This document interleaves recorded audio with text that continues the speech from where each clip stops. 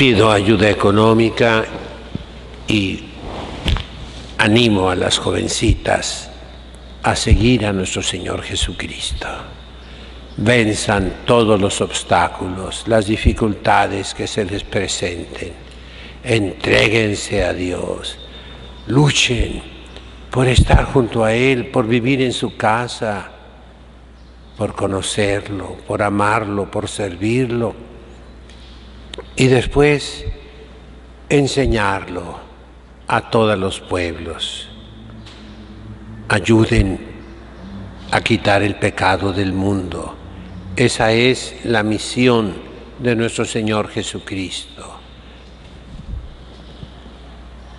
Hoy quiero hablarles de una práctica cristiana, tradicional, que ha caído en desuso por la maldad nuestra y se llama el retiro mensual. Cada 30 días, cada 4 semanas, cada mes, la Iglesia siempre practicó para los consagrados en especial, pero también para el pueblo cristiano. Un día de silencio, de recogimiento, de quietud interior. Deja todo. En lo posible, claro está, mis hermanos, ¿verdad? Pero dedica ese día a Dios nuestro Señor. Esa práctica era muy común. En el Antiguo Testamento encontramos los santos, los patriarcas, los profetas. Tenían un día dedicado a Dios. Se llamaba la luna nueva, el novilunio. Yareach, tiene otros nombres también.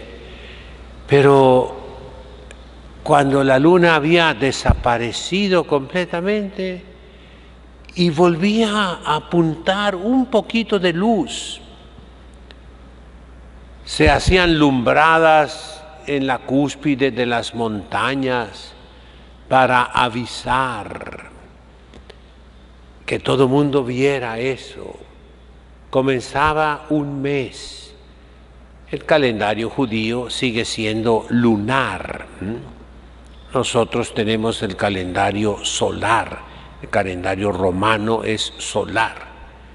En origen fue lunar, porque precisamente la luna es para indicar los tiempos de una manera más fácil que el sol. El calendario musulmán sigue siendo lunar. Y entonces el pueblo cristiano tomó esa usanza, más o menos, de los judíos antiguos. Y cada mes se hace la recolección, recogimiento. Llamar a tus ojos, vente para acá. Tus oídos, vénganse, vénganse. Todos tus sentidos, concéntralos en Dios nuestro Señor, en tu alma. A lo largo de los siglos, los santos cristianos, nuestros maestros en la fe, nos dieron un método. Es el examen de conciencia, principalmente San Ignacio de Loyola, el siglo XVI, pero ya existía. Es parte integrante de la doctrina de Cristo. Examina tus pecados. Contempla tu vida. ¿Cómo va tu vida? ¿Qué camino llevas? Todos los profetas del Antiguo Testamento insisten en eso. Reflexiona. Los libros sapienciales te inculcan esa meditación en tus acciones, en el juicio que Dios va a hacer de tu conducta al final de tu vida. Y entonces, esa práctica, repito, ha caído en desuso. Las comunidades religiosas, los sacerdotes, todos teníamos antiguamente un día al mes de silencio. Yo recuerdo todavía que se nos inculcaba: ve en qué estás trabajando. Al inicio del año, ya sea escolástico o el año civil, se tenían 8 días que llamábamos ejercicios espirituales. Para el pueblo se tenían en Cuaresma. Yo los hice hasta hace poco, todavía en esta capilla, pero ahorita es casi imposible, mis hermanos. Y lo he suplido con estas pláticas que doy, largas, enfadosas a veces, pero que contienen substancia de la doctrina de Cristo, mis hermanos. Se comenzaba el retiro la noche anterior. Reflexiona en qué puntos estás trabajando de tu vida. Durante los ejercicios espirituales sacaste un propósito anual para todo el año. Este año, por ejemplo, podías haber propuesto ante tus ojos un objetivo, una finalidad. Quiero hacer más oración.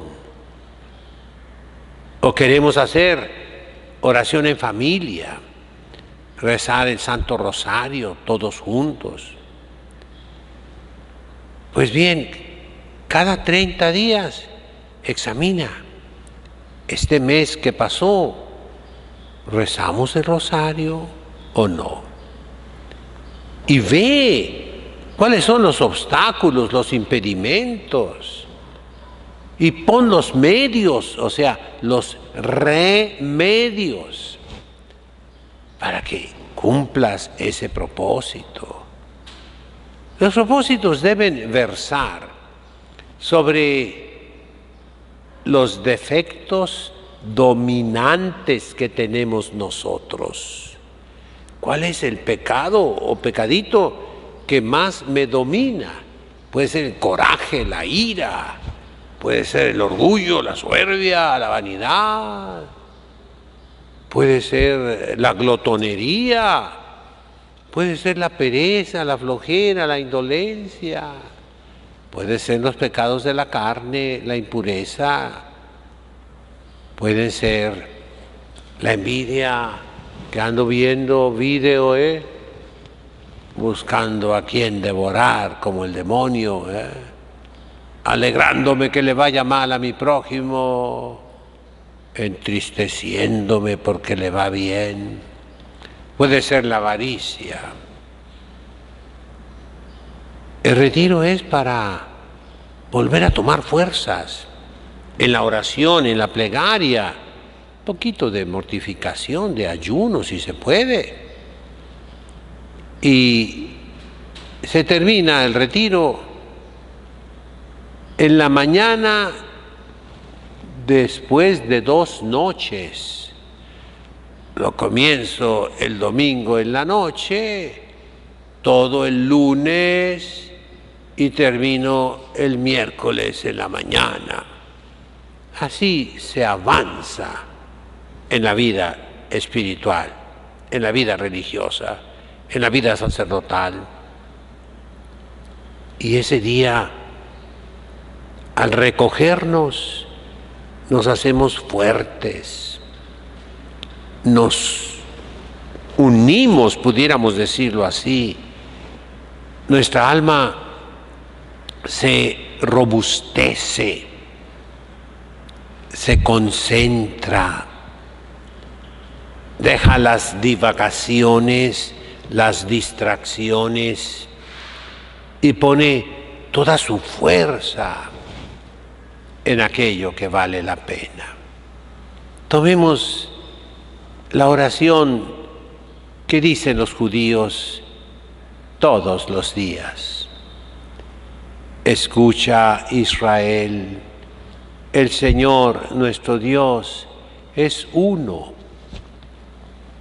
Y nosotros en el retiro nos unificamos interiormente y como comunidad también. Se ven los defectos de la comunidad que hay que corregir y se buscan los remedios sobrenaturales para hacerlo. Se ven las causas de división, de separación, de diferencias de pareceres y se unifican con la caridad, con la verdad, con la justicia. El Señor, tu Dios, es uno. Y así nosotros nos unimos con Él. Y sigue la oración diciendo, amarás al Señor tu Dios con todo tu corazón, con toda tu mente, con toda tu alma, con toda tu fuerza. Ahí está el programa. La mente, conocer más a Dios. El retiro es estudio de Dios, contemplación de Dios. Es meditar la doctrina de Dios, la doctrina de nuestro Señor Jesucristo, revelador de Dios, revelador del Padre. Credo, mandamientos, oraciones, sacramentos.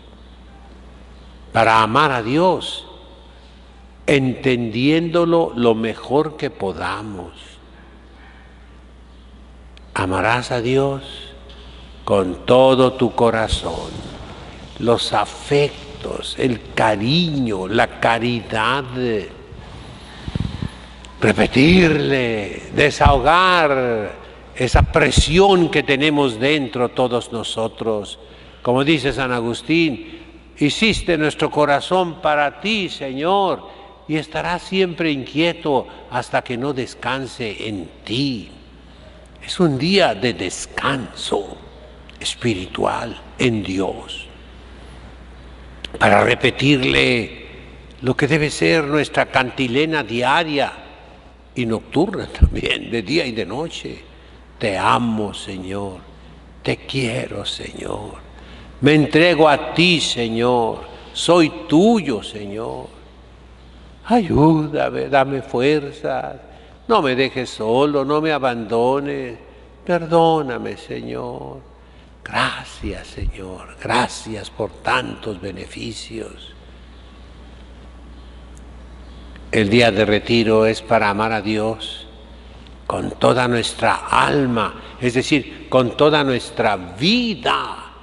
Reflexionar mi trabajo, mi estudio, mi tiempo libre, mi descanso, todas mis actividades, toda mi vida debe estar dirigida a Dios. Estoy caminando hacia Dios, me estoy preparando para el cielo, para la vida eterna. Estoy haciendo acopio de frutos para presentarme el día del juicio con las manos llenas de frutos, perfectos, dulces, abundantes. Y no como Caín, que ofreció el sacrificio a Dios de los frutos mallogrados, de frutos que no valía la pena comérselos, de basura. Y eso es lo que le ofreció a Dios. Y Dios no aceptó su sacrificio. Aceptó el sacrificio de Abel, que escogió las mejores ovejas de su rebaño, y esas son las que le ofreció a Dios. Se dibuja en los libros de historia sagrada el sacrificio de Caín como un humaderón espantoso. El humo no subió al cielo, sino que se bajó ahí asfixiando a todos. En cambio, el sacrificio de Abel, igual se dice que en el templo de Jerusalén el humo subía vertical, derechito al cielo. Nos explican los rabinos que eran unas hierbas que se les ponían en la leña de los sacrificios, hierbas que había en el campo de Jerusalén. Todavía después de la destrucción del templo, el año 70, los rabinos con tristeza veían en el campo esas hierbas que se usaban para simbolizar. Y en la Iglesia Católica también el incienso que se ofrece en el altar sube, así dice la oración, que suba, Señor, este incienso, este perfume agradable ante tu mirada. Como nuestra oración debe subir hacia ti, así nuestra vida. Y termina la oración de los judíos, que está en el Pentateuco, en la ley de Moisés, y es oración nuestra también. Amarás a Dios con todas tus fuerzas, mekol meodeca, amarlo con potencia, con vigor, diríamos con violencia, lo dice nuestro Señor en el Evangelio. El que no se hace violencia no entrará al reino de los cielos. Violencia para arrebatar el reino de Dios. ¿Cómo se ocupa esa violencia el día de hoy, mis hermanos? Cuando todos blasfeman de Dios, cuando todos se avergüenzan de Cristo, cuando todos abandonan la iglesia, es cuando nosotros debemos tomar esa entereza, estar enteros, ese espíritu de iglesia militante, como dice el libro de Job, somos un ejército. Militia es vita hominis super terram. La vida del hombre sobre la tierra es una milicia. Hoy se lee el libro de Jonás, un libro simpático. Léanlo, mis hermanos, léanlo. Fue el primerito libro que leí yo en hebreo. Vayehi devar Adonai el Yoná ben Amitai lemor. Cum lech le Nínive leir Hagedolá. Y así sigue. Ese profeta no quiso obedecer a Dios. Dios lo mandó hacia el este, hacia el oriente, y se fue a occidente en un barco. Pero Dios le manda una tempestad y es arrojado al agua y le manda una ballena que se lo traga y lo lleva al lugar donde Dios lo mandó. Y se convierten en los paganos, Hoy Jesucristo en el Evangelio habla de los griegos.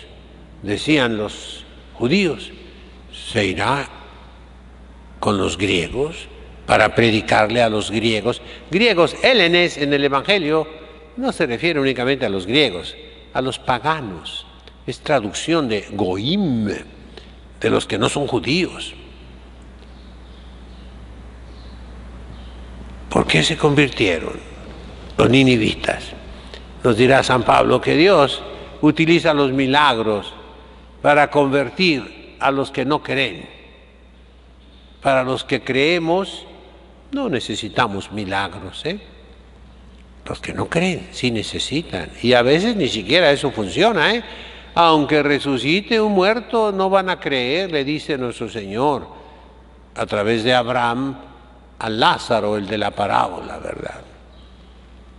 Pues Nínive es la capital del imperio asirio y el nombre significa la ciudad del pescado, de un pez.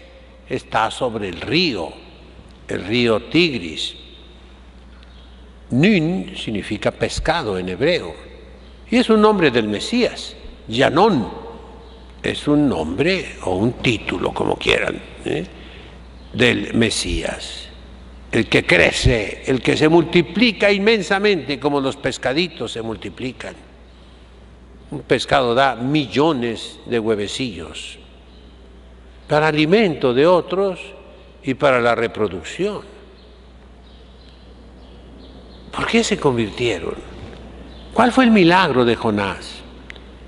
Que en la ciudad de un dios pagano llamado pescado, con figura de un pescado, ven que del río viene un pescado gigantesco y vomita a un hombre desde su estómago, de su vientre, un hombre salido de un pescado, todo quemado por los jugos gástricos de ese pescado, pero vivo.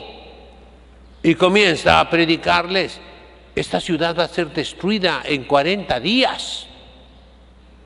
La Cuaresma. Hagan penitencia porque van a ser destruidos por Dios. Y esa violencia de que habló hace que el profeta obedezca a Dios. Diríamos de mala gana todavía, pero predica y todos se convierten, desde el rey, y hacen penitencia, hasta el ganado y las ovejas, que no coman, que no beban. Esa violencia la ocupamos el día de hoy, mis hermanos. Hacernos violencia. Por eso el retiro espiritual es para dirigir, corregir nuestra dirección. ¿Voy bien o voy mal? Es para tomarnos el pulso. Yo invito a los señores cardenales, arzobispos, obispos, sacerdotes, conferencias episcopales, que vuelvan al retiro sacerdotal. Cada mes los sacerdotes teníamos un retiro espiritual, abreviado un poco, porque teníamos que venir de las diferentes parroquias a un determinado lugar, pero era retiro espiritual, no era encuentro sacerdotal, no era una fiesta, no era para el gobierno de la diócesis, no, era para nuestras almas, para tomar alimento espiritual y también alimento intelectual con el caso de moral. Se nos daba un problema moral, dogmático, litúrgico, canónico, histórico, apologético, filosófico a veces, para que lo resolviéramos cada uno de nosotros y ahí libremente pudiéramos dar la respuesta, cada uno según sus capacidades. Y entonces se uniformaba el criterio de todos los sacerdotes en la iglesia. Pastores que tienen el poder, ustedes pueden resucitar esta práctica que viene desde el Antiguo Testamento. No es difícil encontrar en los profetas y los famosos hijos de los profetas, que eran escuelas, diríamos hoy, escuelas rabínicas, escuelas de maestros, porque esos somos los sacerdotes, maestros. Somos otros Cristos, tenemos el mismo título de Jesucristo que le daba el pueblo, rabí. Y para todos los cristianos y sobre todo las religiosas, cada mes tengamos el retiro. Les he explicado lo principal. El que tenga oídos para oír, que oiga. En nombre del Padre, del Hijo, del Espíritu Santo. Amén.